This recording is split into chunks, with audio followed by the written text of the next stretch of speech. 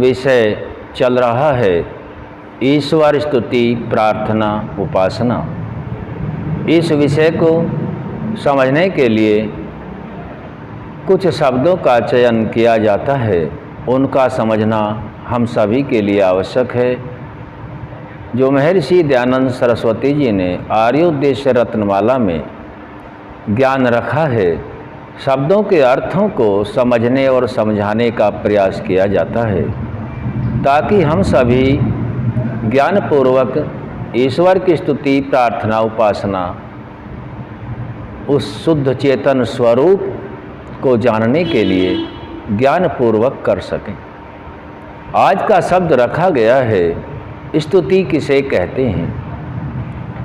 स्तुति के विषय में महर्षि दयानंद सरस्वती जी समझा रहे हैं। स्तुति जो ईश्वर व किसी दूसरे पदार्थ के गुण ज्ञान कथन श्रवण और सत्य भाषण करना है, वह स्तुति कहती है। स्तुति का अर्थ है जो वस्तु जो पदार्थ जैसा है उसको वैसा ही जानना मानना और प्रयोग में लाना स्तुति है, और इसके विपरीत करना स्तुति नहीं है। यथावत ज्ञान को जानने का नाम स्तुति है। जो जैसा है उसको वैसा ही कहें, वैसा ही आचरण में लाएं, यह स्तुति है। स्तुति को समझने के लिए इस प्रकार से समझ सकते हैं। कोई बहुत ही पवित्र आत्मा है, पवित्रता में पवित्रता ही कहना आचरण में लाना, इसका नाम स्तुति है। और पवित्रता में अपवित्रता कहना, यह इसका नाम स्तुति नहीं है। यदि निकृष्ट कर्म है उसको निकृष्ट ही कहना और छोड़ देना, इसका नाम स्तुति है। अर्थात गुणों में गुणों का ही ग्रहण करना, अवगुणों में अवगुणों का ही ग्रहण करना, इसका नाम स्तुति है। यदि गुणों के विपरीत अवगुण कहा जाए, आचरण में लाया जाए, वह स्तुति नहीं है। जो जैसा है उसको ठीक वैसा ही जानना। हम सभी ईश्वर के विषय में चर्चा कर रहे हैं। ईश्वर कैसा है, कहाँ रहता है, क्या करता है, उसका प्रयोजन क्या है, हम सभी को उसकी स्तुति क्यों करनी।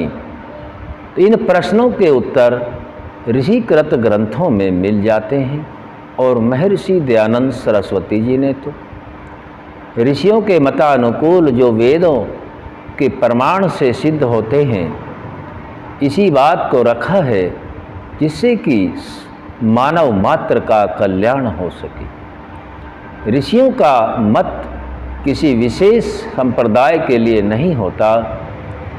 जैसे परमात्मा संपूर्ण सृष्टि के लिए सार्वभौमिक सिद्धांत देता है, ठीक वैसे ही ऋषि उसी का अनुसरण करके सार्वभौमिक सिद्धांत की ही मान्यता देते हैं और रखते हैं, समझाते हैं।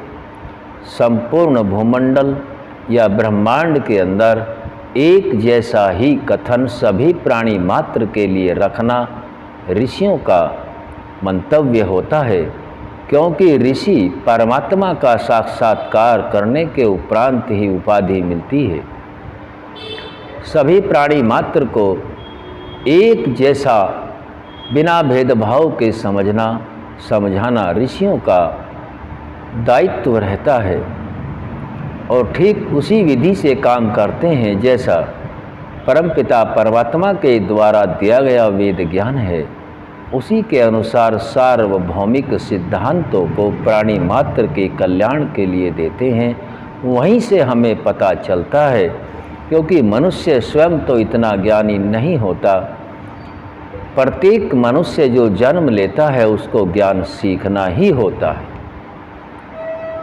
यह ज्ञान ऋषियों के माध्यम से शुद्ध रूप में हमें मिल जाता है। इसलिए स्तुति वह कहती है जो ईश्वर के व दूसरे पदार्थ के गुण ज्ञान कथन श्रवण और सत्य भाषण करना है।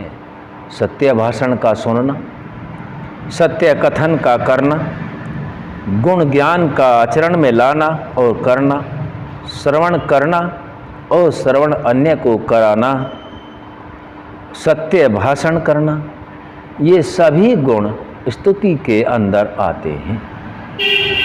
सिद्ध यही हुआ जो परमात्मा की वाणी वेदानुकूल कर्म है। उन कर्मों को ठीक ठीक जान करके प्रयोग में लाने का नाम स्तुति है। हम सभी परमात्मा की स्तुति करें। आगे 2 शब्द और जोड़ रखे हैं, प्रार्थना और उपासना भी करें।